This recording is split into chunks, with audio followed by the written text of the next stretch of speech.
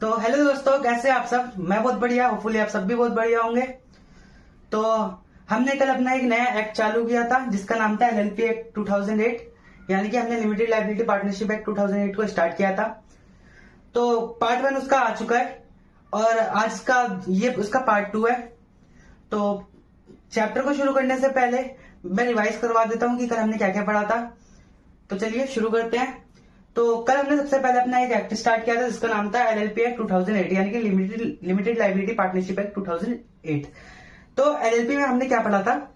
LLP में हमने पढ़ा था कि एलएलपी एक new form of partnership firm है, यानी कि एक नई तरह की पार्टनरशिप है जो कि hybrid of company and partnership, जो कि मिक्सचर है किसका, एक पार्टनरशिप का और एक कंपनी का, यानी कि एक कंपनी प्लस पार्टनरशिप को मिला दिया जाए तो क्या बनता है, हमारी एलएलपी बनती है। यानी कि एलएलपी का मतलब क्या है, it is a hybrid of company and partnership.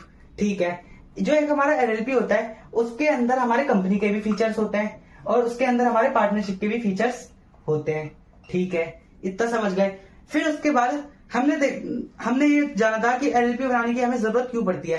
तो हमने ये जाना था कि एलएलपी बनाने की जरूरत हमें इसलिए पड़ती है कि अगर हम कोई पार्टनरशिप फर्म स्टार्ट करना चाहते हैं तो जिसमें पार्टनर चाहते हैं कि हमारी लायबिलिटी लिमिटेड हो, अनलिमिटेड ना हो, और उन्हें कंपनी वाले फीचर्स भी चाहिए। लेकिन कंपनी बनाने में बहुत सारे कंप्लाइंस लगते हैं, बहुत सारा पेपर वर्क लगता है, काम लगता है। तो इसीलिए बीच का रास्ता निकलता है कि तुम ना कंपनी बनाओ ना पार्टनरशिप बनाओ, तुम क्या बना लो, तुम एक एलएलपी बना लो। यानी कि एलएलपी बनाने में क्या फायदा है कि इसके अंदर कंपनी के भी फीचर्स आ जाते हैं और ये इजी टू फॉर्म होती है। ठीक है सर। फिर उसके बाद हमने पढ़ा था कि हमारे जिस तरीके से पार्टनरशिप फर्म में मिनिमम 2 पार्टनर होते हैं और मैक्सिमम 50 पार्टनर्स होते हैं, उसी तरीके से एक एलएलपी में मिनिमम 2 पार्टनर्स होते हैं और मैक्सिमम कोई लिमिट नहीं होती है।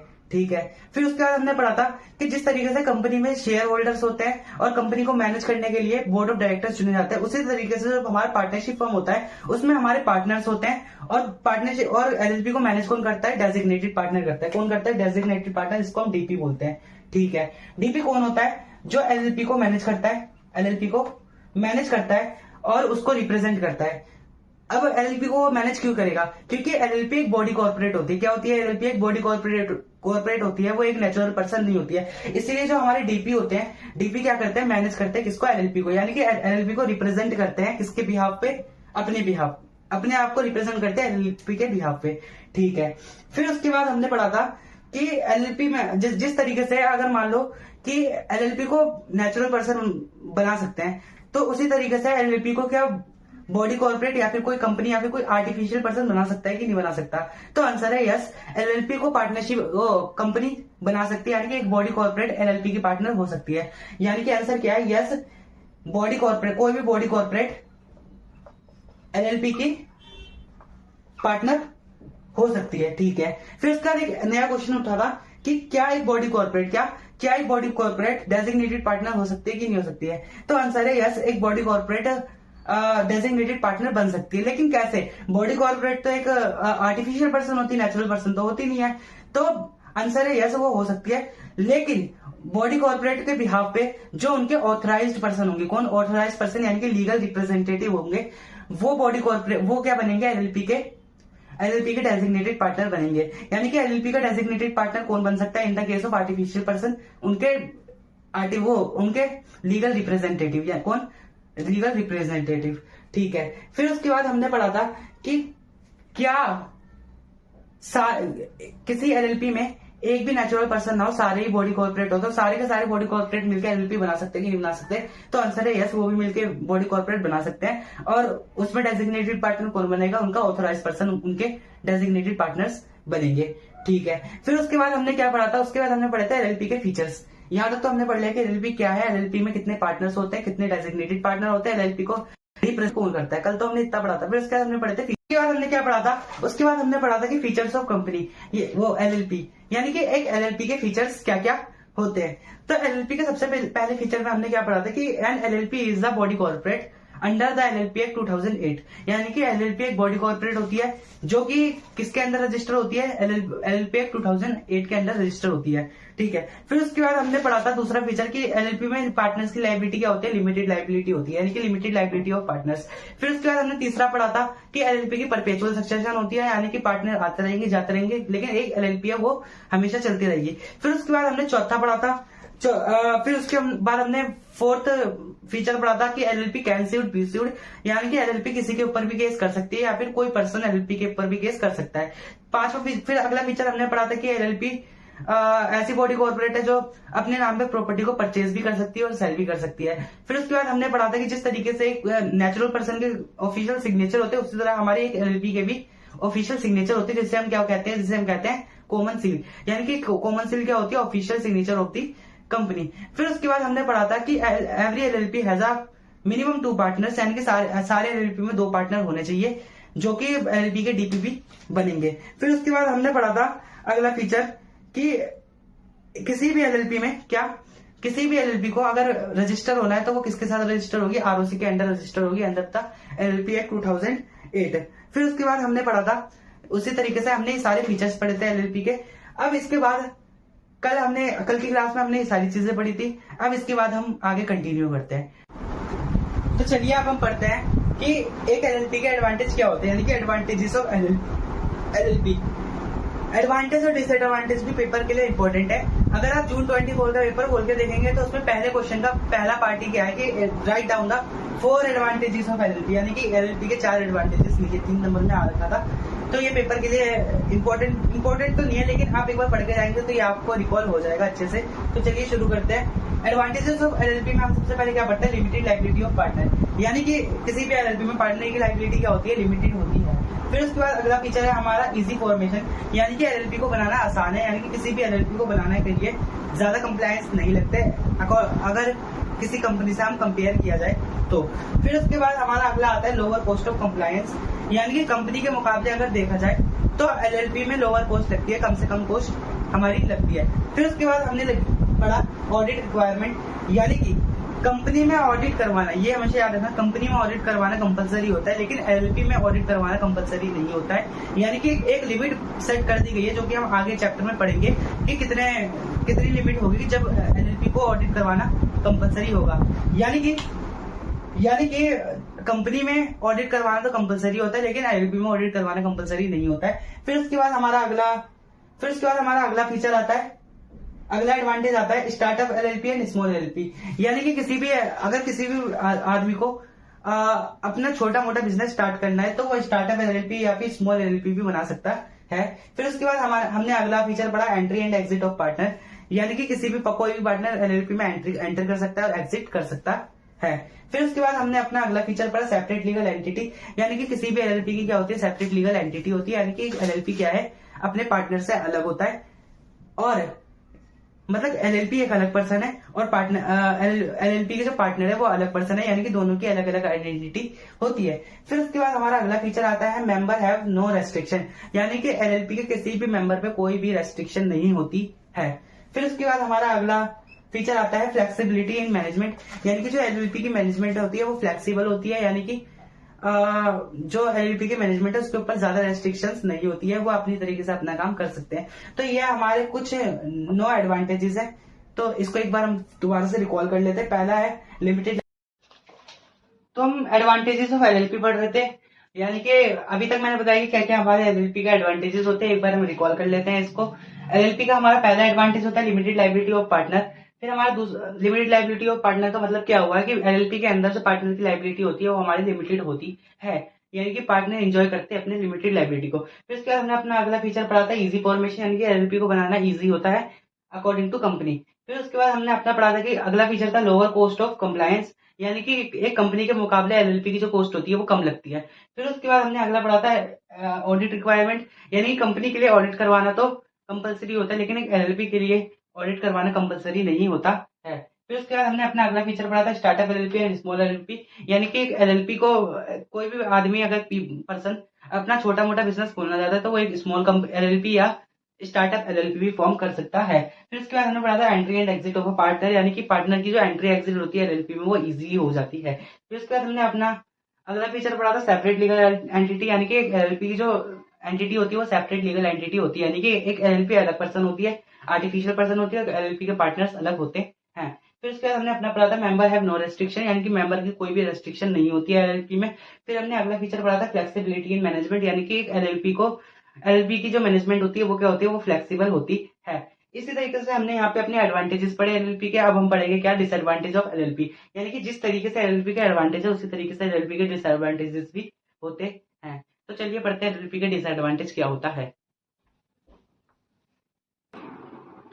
तो चलिए अब एलएलपी के डिसएडवांटेजेस को पढ़ते हैं कि एलएलपी के डिसएडवांटेजेस क्या क्या होते हैं। पहले डिसएडवांटेजेस रजिस्ट्रेशन, यानी कि एलएलपी का रजिस्टर करवाना थोड़ा मुश्किल होता है, इसमें थोड़ा पेपर वर्क होते हैं, इसलिए इसको हम डिसएडवांटेजेस में भी गिनते हैं। फिर उसके बाद हमारा अगला आता है पेनल्टीज, यानी कि अगर कोई भी पार्टनर एलएलपी को बनाने में या फिर एलएलपी के कंप्लायंस को पूरा नहीं कर पाता है तो उसके ऊपर पेनल्टीज भी इम्पोज होती है। फिर उसके बाद हमारा अगला डिसएडवांटेज है रेस्ट्रिक्टेड कैपिटल एक्सेस, यानी कि कैपिटल रेज करने में एलएलपी में जो कैपिटल रेज करते हैं उसमें भी रेस्ट्रिक्शंस होती है बहुत सारी, जैसे कि एलएलपी में ईसीपी एक्सेप्ट नहीं करते, यानी कि एक्सटर्नल कमर्शियल बोरोइंग जो होती है वो एक एलएलपी एक्सेप्ट नहीं कर सकता है। फिर उसके बाद हमारा अगला डिसएडवांटेज आता है पब्लिक डिस्क्लोजर, यानी कि एक एलएलपी को बनाते वक्त जो पार्टनर्स होते हैं उनको पब्लिक को डिस्क्लोजर देना होता है कि उनके एलएलपी के अंदर क्या क्या चीजें हैं। फिर उसके बाद हमारा अगला आता है limitation of formation of LLP, यानी कि एलएलपी को फॉर्म करने के लिए बहुत सारी लिमिटेशंस होती है, यानी कि एक पार्टनर अकेला एलएलपी नहीं बना सकता, मिनिमम 2 पार्टनर्स होने चाहिए, और भी बहुत सारी लिमिटेशंस होते हैं एलएलपी को बनाने के लिए। फिर उसके बाद हमारा अगला डिसएडवांटेज आता है exit option are not easy, यानी कि किसी भी एलएलपी में एंटर करना तो इजी है लेकिन एग्जिट करना नहीं है इजी, यानी किसी भी एलएलपी में एंटर करना तो आसान होता है लेकिन एग्जिट करना आसान नहीं होता है। फिर उसके बाद हमारा अगला डिसएडवांटेज आता है लिमिटेशन इन ईसीबी, यानी कि एक्सटर्नल कमर्शियल बोरोइंग हम एलएलपी में एक्सेप्ट नहीं कर सकते हैं। तो ये हमारे कहते हैं डिसएडवांटेज ऑफ एलएलपी है। फिर उसके बाद हम ठीक है, अब इधर हमने पढ़ा कि डिसएडवांटेजेस ऑफ एलएलपी। अब हम पढ़ेंगे एलएलपी एग्रीमेंट, यानी कि एलएलपी एग्रीमेंट का मतलब क्या होता है। देखिए एलएलपी एग्रीमेंट का मतलब क्या होता है कि सारे एलएलपी में पार्टनर्स को मिलकर ना एक रिटर्न फॉर्म ऑफ डॉक्यूमेंट तैयार करना पड़ता है जिसको हम बोलते हैं एलएलपी एग्रीमेंट। ठीक है, देखो हम क्या लिखा हुआ है एलएलपी एग्रीमेंट क्या होता है, एक रिटर्न एग्रीमेंट होता है। क्या होता है, रिटर्न एग्रीमेंट होता है बिटवीन द पार्टनर्स, यानी कि सारे पार्टनर्स के बीच में एक एग्रीमेंट बनता है जिसको हम बोलते हैं एलएलपी एग्रीमेंट, जिसके अंदर क्या होता है लिखा हुआ rights and duties of partners, यानी कि पार्टनर से क्या क्या राइट्स ड्यूटीज ऑब्लिगेशंस होंगी वो किसके अंदर लिखा होता है, हमारे एलएलपी एग्रीमेंट के अंदर लिखा होता है। फिर उसके बाद होता है rights and duties of LLP, यानी कि उसके अंदर क्या लिखा होता है rights and duties of LLP, यानी कि एलएलपी के क्या क्या राइट्स एंड ड्यूटीज होती है वो किसके अंदर लिखा होता है, हमारे एलएलपी एग्रीमेंट के अंदर लिखा होता है। एग्जाम में 2 नंबर के अंदर पूछ सकते हैं कि एलएलपी एग्रीमेंट के बारे में बताएं, तो एलएलपी एग्रीमेंट के बारे में आप बता सकते हैं कि एलएलपी एग्रीमेंट एक रिटर्न एग्रीमेंट होता है, किसके बीच में होता है, वो पार्टनर्स के बीच में होता है, जिसके अंदर rights and duties of partners and LLP होती है। ठीक है, फिर उसके बाद हम पढ़ते हैं फिर उसके बाद हम पढ़ेंगे पार्टनर्स इन एलएलपी, यानी कि पार्टनर्स इन एलएलपी का मतलब क्या होता है। देखो पार्टनर्स इन एलएलपी का मतलब होता है कि एलएलपी के अंदर पार्टनर किसे किसे कहते हैं, यानी कि पार्टनर किस तरीके से हो सकते हैं। देखो अब हमारा टॉपिक है पार्टनर्स इन एलएलपी। ठीक है, देखो पहले क्या है, सारे एलएलपी में मिनिमम 2 पार्टनर होने चाहिए, कितने, मिनिमम 2 पार्टनर होना चाहिए और मैक्सिमम नो लिमिट, इतना सबको पता है। फिर उसके बाद हमारा दूसरे नंबर पे आता है मिनिमम सारे एलएलपी में 2 डेजिग्नेटेड पार्टनर होने चाहिए, कितने, 2 डेजिग्नेटेड पार्टनर होने चाहिए जो कि पार्टनर्स म्यूचुअली डिसाइड करते हैं, यानी कि सारे पार्टनर्स मिलकर डिसाइड करते हैं कि हमारे एलएलपी में कौन कौन डेजिग्नेटेड पार्टनर्स बनेंगे, तो मिनिमम 2 डेजिग्नेटेड पार्टनर होने चाहिए। इन द केस कि इन 2 डेजिग्नेटेड पार्टनर में से किसी की डेथ हो जाती है, किसी एक की या तो डेथ हो जाती है या तो वो इनकैपेबल हो जाता है। ठीक है, इनकैपेबल हो जाता है या फिर वो एलएलपी को छोड़ देता है, क्या कर देता है, एलएलपी को एग्जिट कर देता है। तो 30 दिन के अंदर पार्टनर्स को मिलकर एक नया डीपी डिसाइड करना पड़ेगा और इंटीमेट करना पड़ेगा किसको, आरओसी को। ठीक है, तीसरा हमारा होता है कि इन द केस ऑफ किसी भी एलएलपी में कोई भी पार्टनर एंट्री करता है या एग्जिट करता है, तो सारे एलएलपी को इंटीमेट करना होगा आरओसी को। किसको?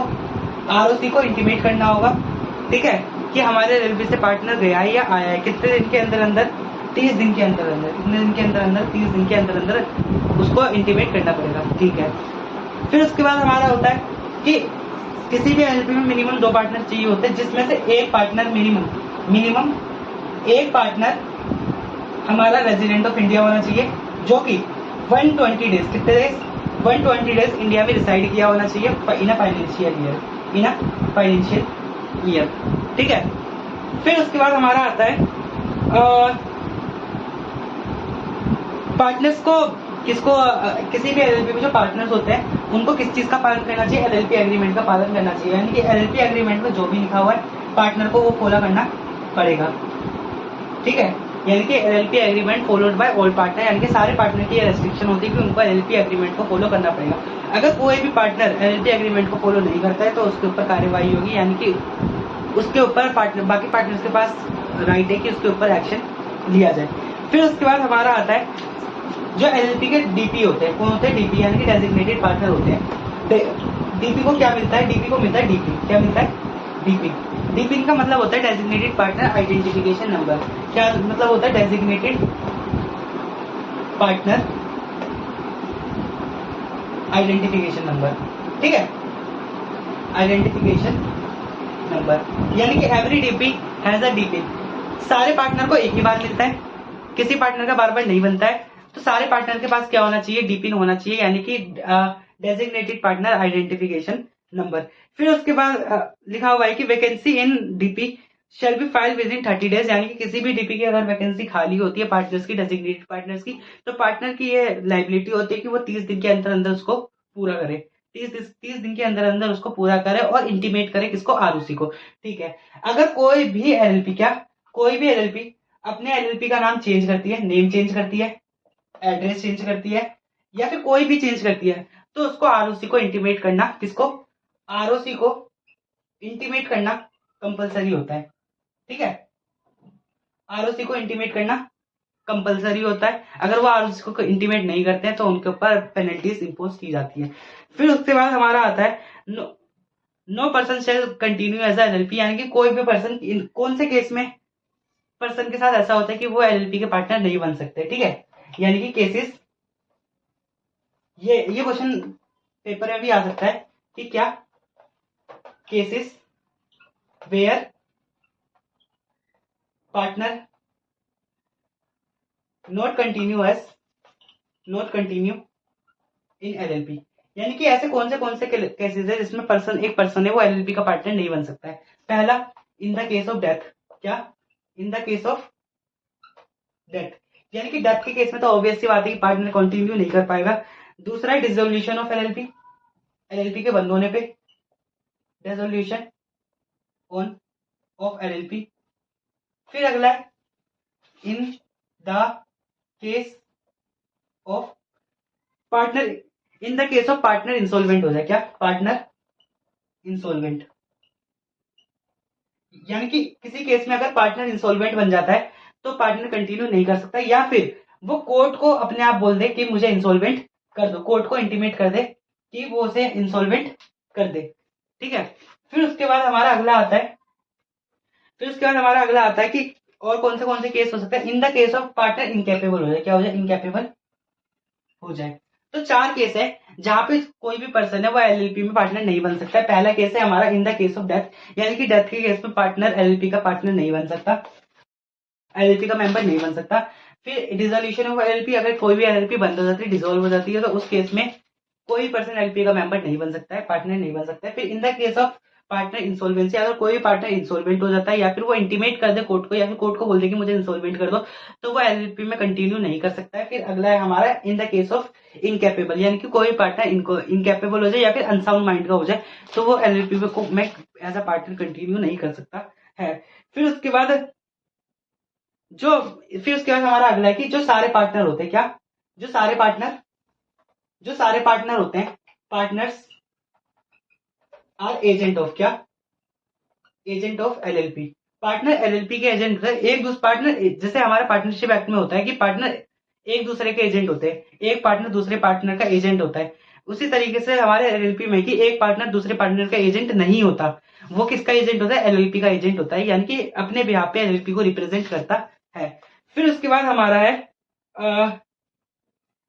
अगर कोई भी पार्टनर अगर पार्टनर की जो लाइबिलिटी है, क्या किसी भी एलएलपी की जो लाइबिलिटी होती है वो एलएलपी तक ही सीमित होती है, यानी कि एलएलपी की लाइबिलिटी एलएलपी की ही होगी, पर्सनल किसी भी एलएलपी के लिए पर्सनली लाइबल नहीं होगा। यानी कि जो पार्टनर होते हैं, पार्टनर्स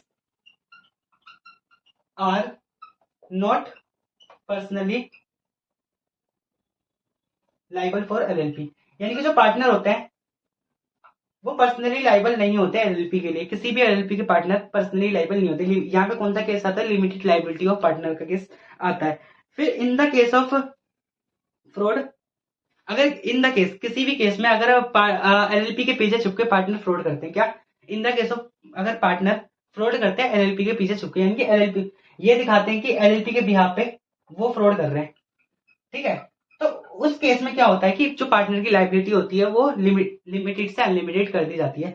यानी कि इस केस में हमने क्या पढ़ा कि इन द केस अगर कोई भी पार्टनर डिफॉल्ट करता है या फिर फ्रॉड करता है तो उस केस में पार्टनर की जो लाइबिलिटी होती है वो अनलिमिटेड कर दी जाती है लिमिटेड से, ठीक है। तो ये हमारे क्या थे पार्टनर्स इन एलएलपी का टॉपिक था, यानी कि जो पार्टनर्स की क्या क्या चीजें, क्या क्या राइट्स एंड ड्यूटीज होती है या फिर क्या क्या चीजें दे रखी है एलएलपी एक्ट के अंदर, वो हमने इस केस में पढ़ा। तो ठीक है, ये था हमारे आज के वीडियो के लिए, ये इस वीडियो का पार्ट 2 था। अब आने वाले वीडियो में हम और भी चीजें करेंगे, 3-4 वीडियो के अंदर पार्ट के अंदर ये वीडियो हमारा एलएलपी एक्ट अच्छे से खत्म हो जाएगा। अगर आपको ये वीडियो अच्छी लगी हो तो मेरी वीडियो को लाइक करें और कमेंट करें और इसे अपने दोस्तों के साथ शेयर करें। तो आपसे मिलते हैं अगली वीडियो में, तब तक के लिए।